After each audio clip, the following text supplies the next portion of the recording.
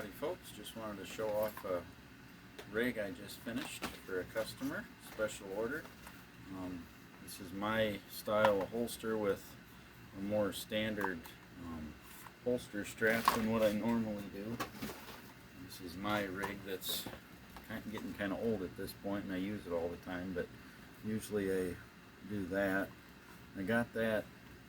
First place I remember seeing it was Peyton's rig on Silverado, and I really liked that strap, but they wanted it to put a concho on the strap, so having a wider strap, it gets narrower in the back, and it's attached with a Chicago screw.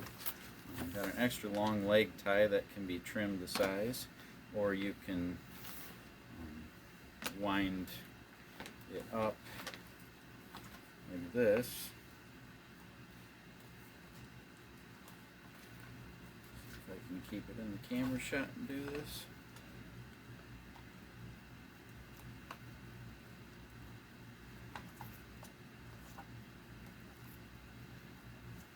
This is a little sloppy. If I wasn't trying to hold the holster against gravity, I could make this look a little prettier, but get the idea. And you just run the end through the loop here, and then it'll just look like that. Because with this holster, I added in, I've seen other people that are making cowboy action rigs do this, and I've done it on my stuff too, even though I'm not a cowboy action shooter. Just add in a little shelf right here that the belt rides along, so the 2 1/4 inch belt will ride right along that, and then it can't, when you're pulling the gun out, it'll just come straight out without hiking the holster up.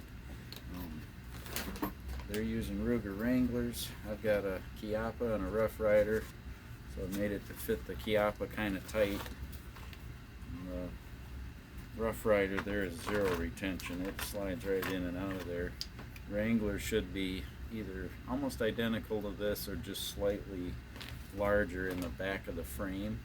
I compared two of them at a gun shop today, and it comes down a little further. It's a little longer, I think, from here to here, but not by much.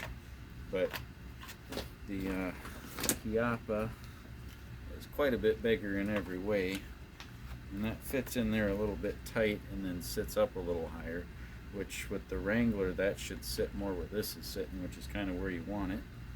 It's also got a rolled throat for reholstering fast, which in cowboy action shooting looks like that would kind of matter.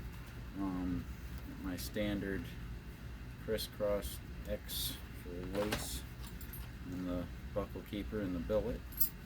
Just a standard clip corner buckle. And the buckle keeper here, so you can buckle it. Ranger overlap design. Just a straight belt, and the buckle will be in the back, so it looks like it's backwards right now, but for what they're doing, this would be forwards. And just a slightly forward cant, so when your hand is it's down, adjust this a little bit. So when it's down, if it's straight up and down, your hand's a little funny. If it's a slightly forward cant, then your hand's in a more natural position for going in and out. So that's what I like when I'm making a rig for myself, so that's what I did here. Got basically suede lined. I use top grain chrome tan leather on the back of the outer veg tan, and then I just scratch up the face of it and glue that and then stitch it, so it gives it the appearance of suede without it being as expensive. I can keep my costs down this way, and being as top grain, it's actually more durable than suede anyway, so it's actually better. Both holsters obviously are lined, so they're smooth in every way, shape, form, and angle. And got the hammer thongs here. It's my favorite style. I got one a little longer than the other, so they kind of flare out. So if you want to do a quick draw with them on, you can flip that with your thumb, and this will never get caught on the sight of your gun on the end of your barrel when you're drawing. other styles I've made and tried in the past, that would be a problem. Not with this one. That knot is nice and big, so you can flip it with your thumb, falls right out, and you grab the gun. Gravity is going to take that down out of the way every single time, never have to worry about it. So that's why I choose that. I make the lace myself, so I can keep the cost of my rigs down that way too.